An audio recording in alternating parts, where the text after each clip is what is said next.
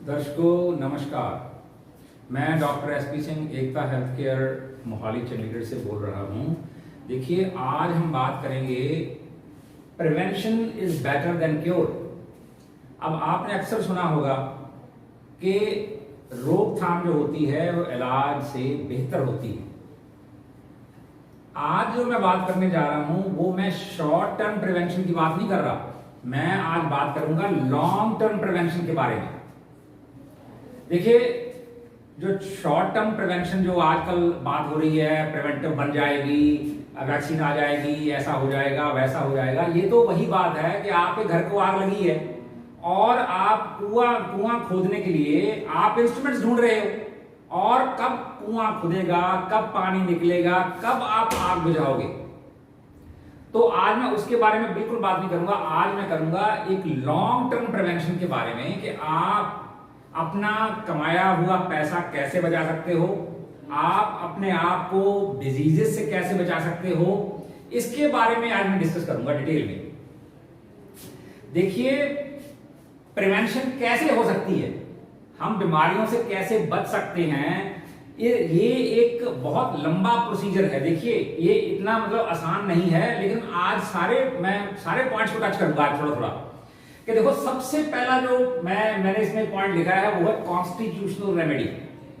मैं अक्सर जब मैं वीडियो बनाता हूं तो मैं होम्योपैथिक कॉन्स्टिट्यूशनल मेडिसिन के बारे में बात करता हूं। कॉन्स्टिट्यूशनल मेडिसिन क्या है? कॉन्स्टिट्यूशनल मेडिसिन है कि जो किसी भी डिजीज को जो रियकर कर रही है बार बार, या कोई ऐसी प्रॉब्लम जो आपको विरसे में मिली है, बैड इनहेरिटेंस के कारण विरसे में मिली है, उन कारणों को वो कॉन्स्टिट्यूशनल मेडिसिन रिमूव कर देगी और वो प्रॉब्लम जो है बार बार रियकर नहीं करेगी और वो बैड इनहेरिटेंस को भी रिमूव कर देगी। कॉन्स्टिट्यूशनल मेडिसिन वो मेडिसिन है जो हेड टू फुट आपकी बॉडी को करेक्ट कर देगी। ये एग्जांपल मैं कभी फिर दूंगा, मैं आपको कॉन्स्टिट्यूशनल मेडिसिन के बारे में अलग से बात करूंगा, लेकिन मैं बता रहा हूं आपको कॉन्स्टिट्यूशनल मेडिसिन का फंडा सिर्फ और सिर्फ होम्योपैथी में है और कहीं नहीं है। और देखो कि बच्चा जब पैदा होता है डे 1 से ही, या आप ये कहो जब बच्चा अभी अपनी मदर के वूम में होता है, यूट्रस में होता है, बच्चेदानी में होता है, उसकी प्रॉब्लम्स तभी से स्टार्ट हो जाती हैं। लेकिन जब बच्चा पैदा हो जाता है, दुनिया में आ जाता है, तो उसकी वही प्रॉब्लम जो हैं वो एक्सटेंड करने लगती हैं, वो आगे चलने लगती हैं फिर। तो मतलब आपको ये पता होना चाहिए कि जब प्रेगनेंसी होती है और बच्चा जो है मां के पेट में होता है, तो तभी से प्रॉब्लम स्टार्ट होती हैं। कैसे?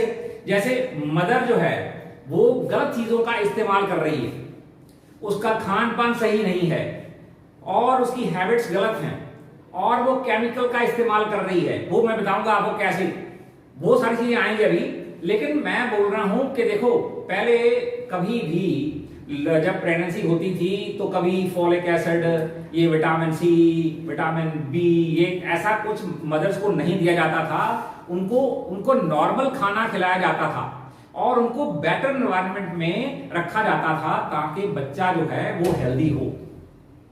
लेकिन आजकल क्या हो रहा है? आजकल हो रहा है कि मां को विटामिन सी दिया जा रहा है, फॉलिक एसिड दिया जा रहा है, ठीक है ना, और उसको ये नहीं बताया जा रहा कि आपको एक बेटर एनवायरनमेंट की जरूरत है और आपको केमिकल से बचना है।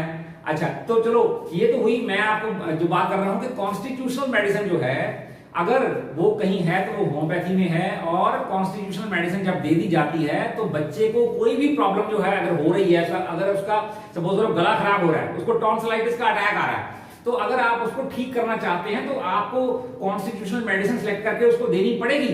अदरवाइज वो अटैक आते रहेंगे और वही चीज जो है वो क्रोनिक टॉन्सिलाइटिस बन जाएगी, उसमें पस पड़ने लगेगी और जो बच्चा है उसका सारा सिस्टम जो है अपसेट हो जाएगा और फिर कहेंगे ऑपरेशन करवाओ, ऑपरेशन के बाद और प्रॉब्लम, मतलब कि एक के बाद दूसरी प्रॉब्लम जो है आती चली जाएगी।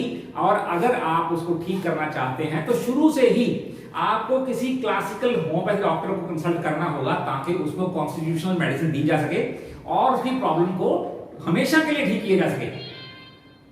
अच्छा, अगला इसमें पॉइंट जो आता है वो आता है कि राइट काइंड ऑफ डाइट। अब देखिए राइट काइंड ऑफ डाइट क्या है, इस पे बहुत जो है बहुत सारी वीडियोस भी इस पे बनी हैं कि देखो पहले जब बचपन में मैंने कभी नहीं देखा था कि कोई बाहर से लाके बिस्किट खा रहा है, नमकीन खा रहा है या कोई कोल्ड ड्रिंक पी रहा है। तो मतलब ये जो कोल्ड ड्रिंक्स आई और ये नमकीन, ये मतलब बाहर से जो प्रोसेस्ड फूड आई, जो पैक्ड फूड आई, ये पैक्ड फूड ने ज्यादा बीमार किया लोगों को। अब जो केन्ड फूड्स आती हैं, जो ड्रिंक्स आती हैं या मतलब कोल्ड ड्रिंक्स आती हैं, उनमें इतना ज्यादा मीठा होता है, इतनी ज्यादा शुगर डाली हुई होती है कि वो कैंसर का कारण बन रहा है। तो मतलब क्या है कि हमारी डाइट में प्रॉब्लम है। अगर हम चाहते हैं कि हम हेल्दी रहें और हमें प्रॉब्लम ना हो तो हमें क्या है, हमें नेचुरल फूड खानी है। नेचुरल फूड का मतलब है कि जैसे देखो फ्रिज सबसे बड़ी बीमारी है आज की डेट में कि आप क्या करते हो कि सब्जी बनाते हो, फ्रिज में रखते हो, फिर उसको गर्म करते हो, फिर खाते हो। आप आटा गूंथते हो, आटा फ्रिज में रखते हो, फिर उसको बाहर निकालते हो, पकाते हो। तो ये क्या है, ये आप करते हो कि आप जहर खा रहे हो, आप जो है प्रॉपर फूड नहीं खा रहे। कि न्यूट्रिशनल फूड जो होती है वो तो आपने अभी बनाई और सब्जी आप अभी बनी है तो आपने 40 मिनट्स के अंदर अंदर उसको कंज्यूम कर लिया तो ठीक, नहीं तो 40 मिनट्स के बाद उसकी न्यूट्रिशनल वैल्यू 0 हो जाएगी और अगर आप खाओगे तो वो जहर बन जाएगी अंदर जाकर।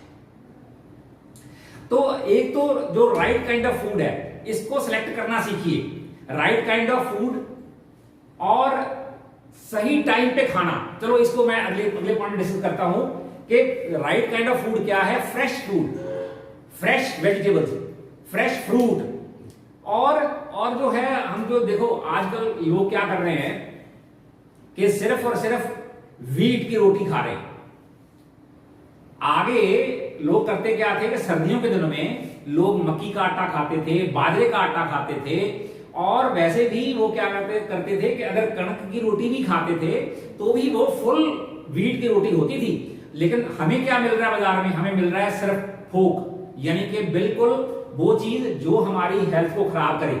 उसमें से उन्होंने मैदा निकाल लिया, उसमें से उन्होंने सूजी निकाल ली, उसमें से उन्होंने सूडा निकाल दिया और हमें क्या दिया, हमें उन्होंने बिल्कुल जो है यूजलेस जो आटा था हमें पकड़ा दिया। अच्छा चलो इसको मैंने बता दिया आपको कि ये है कि एक तो हमें सप्लीमेंट्स नहीं खाने, हमें प्रोसेस्ड फूड नहीं खाना, हमें फ्रेश फूड खाना है, फ्रूट का इस्तेमाल, सब्जी का इस्तेमाल ज्यादा करना है। तो ये हम कर नहीं रहे। मैंने देखा है कि लोग जो हैं बहुत, उनकी प्रायोरिटीज जो हैं वो बहुत गलत हैं। वो अपना जो पैसा है वो गलत चीजों पे बर्बाद कर रहे हैं, गलत प्रायोरिटीज पे लगा रहे हैं। वो सही खाना नहीं खा रहे, वो सही फूड का इस्तेमाल नहीं कर रहे। इसी वजह से उनकी हेल्थ जो सफर कर रही है और वो अपना हार्ड अर्न्ड मनी जो है वो डॉक्टरों को दे रहे हैं।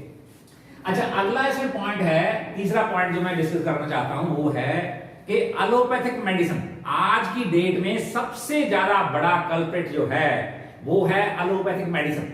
अब एलोपैथिक मेडिसिन में क्या दिया जा रहा है, पेन किलर्स दिए जा रहे हैं, एंटीपायरेटिक्स दिए जा रहे हैं और एंटीबायोटिक्स दिए जा रहे हैं, स्टीरॉइड्स दिए जा रहे हैं। अब ये जो मेडिसिन हैं, अब ये खाने की चीजें नहीं हैं कि इन पे अगर कोई बंदा इन पे डिपेंड करेगा तो वो कभी हेल्दी नहीं रह सकता। उसको एक के बाद दूसरी कंप्लेंट होगी और उसकी जो केमिकल फैक्ट्री है, हमारा लीवर सबसे पहले डैमेज होगा।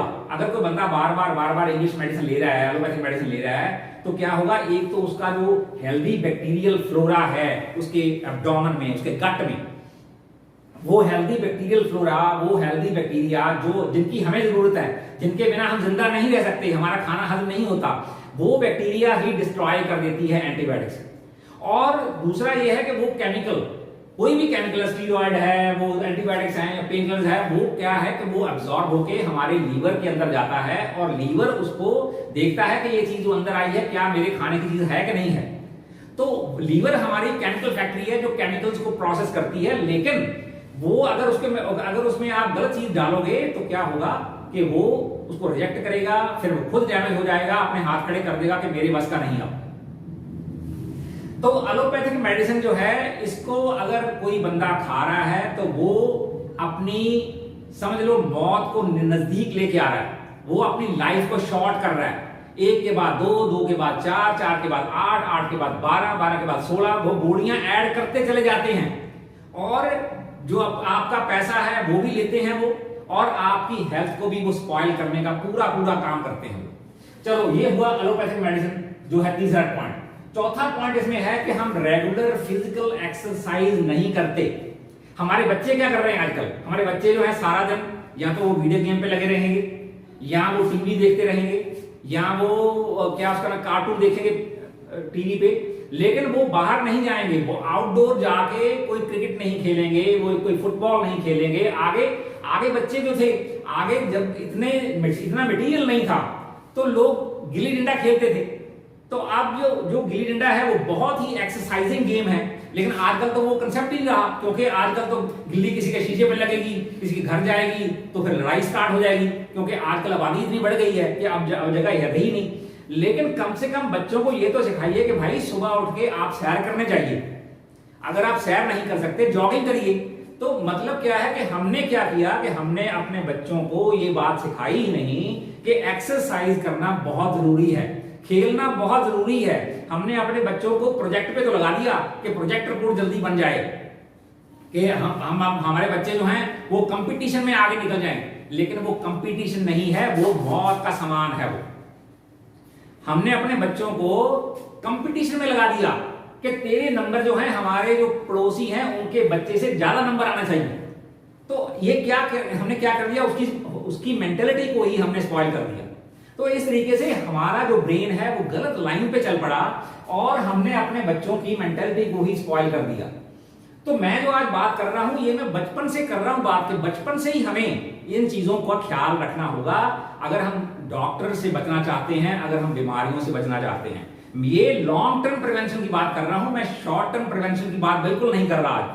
अच्छा, अगला इसमें फैक्टर जो है वो है कि adopting right kind of lifestyle. अब लाइफस्टाइल में क्या है कि आगे बोलते थे early to bed and early to rise, कि अगर आप अच्छे इंसान बनना चाहते हो तो आप जल्दी सो जाओ और सुबह जल्दी उठो। लेकिन आजकल हम क्या कर रहे हैं, हमारे बच्चे क्या कर रहे हैं आजकल? रात को 11 बजे खाना खाना, 2 बजे सोना, 10 बजे उठना, 12 बजे ब्रेकफास्ट करना। तो ये क्या है, हमने क्या कर दिया? हमने अपने बच्चों को ट्रेन ही नहीं किया, हमने अपने बच्चों को सिखाया ही नहीं कि भाई ब्रेकफास्ट का टाइम 8:30, लंच का टाइम 1:30 बजे, और शाम का खाना अगर खाना है तो 6 बजे, इससे लेट नहीं। लेकिन अगर आप सोचो कि अगर कोई बंदा रात को 10 बजे 11 बजे खाना खा रहा है, फिर वो गाड़ी निकाल के आइसक्रीम खाने के लिए बाहर जा रहा है, फिर वो रात को आके 2 बजे सो रहा है इंटरनेट देखते देखते, तो मेरे को बताओ वो हेल्दी कैसे रहेगा? वो तो कैंसर को न्योता दे रहा है, वो तो डायबिटीज को न्योता दे रहा है। तो मतलब ये है कि हमने अपना लाइफस्टाइल बिल्कुल खत्म कर दिया, लाइफस्टाइल का सत्यानाश कर दिया हमने। तो अगर आप अपने लाइफस्टाइल को ठीक रखोगे तभी हेल्दी रह पाओगे और डॉक्टरों से बच पाओगे। तो शॉर्ट में मैंने आपको बता दिया कि हमारा लाइफस्टाइल, हमारी हैबिट्स। अब हमारी हैबिट्स देखो क्या है। हैबिट्स में आप देखो क्या करते हो आप, कि ना टाइम पे उठना, ना टाइम पे सोना, ना टाइम पे खाना, ठीक है, और ये सारी चीजें जो हमने सारी स्पॉइल कर दी। तो ये है हमारे जो है डिजीजेस का कारण। अच्छा, अगला इसमें क्या है, अगला में है नंबर 6, आप ले लो कि राइट काइंड ऑफ थिंकिंग। अब देखो हम अपने बच्चे को क्या सिखाते हैं, कभी सोचा आपने? आप अपने बच्चे को क्या सिखाते हो कि बेटा अगर कोई बच्चा तेरी पेंसिल अगर छीन ले तो तुम उसके 2 झापड़ लगाना और उसकी दोनों पेंसिल छीन के लेके आना। तो आप अपने बच्चे को क्या सिखा रहे हो? आप अपने बच्चे को सिखा रहे हो बेईमानी, हेरा फेरी, के बाद में वो करप्ट बने, क्योंकि आपने उसको एक सेल्फिश काइंड की लाइफस्टाइल उसको दे दी। आपने उसको शुरू से सिखा दिया कि तेरे को दुनिया में रहना है तो तेरे को ऐसे ही रहना पड़ेगा। तो मतलब आगे ऐसा नहीं होता था। आगे देखो मां अनपढ़ होती थी, पर कभी मां बच्चे को ये नहीं बोलती थी कि तू जब बाहर से जाके लड़के आ जाना, तू मार के आ जाना, तू ऐसा कर देना, तू वैसा कर देना। लेकिन आजकल पढ़ी लिखी मां ये बोल रही है बच्चे को कि तू अपनी पेंसिल किसी को दे के मत आना, लेकिन किसी पेंसिल लेके जरूर आना।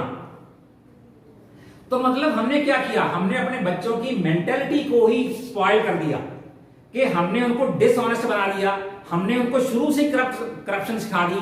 बच्चा, पिता जो है घर में बैठा है और कोई बाहर से कॉल आती है या बाहर कोई आके जो दरवाजा खटखटाता है, बेल करता है, तो माँ बोलती है बोल दो कि पिताजी घर में नहीं है।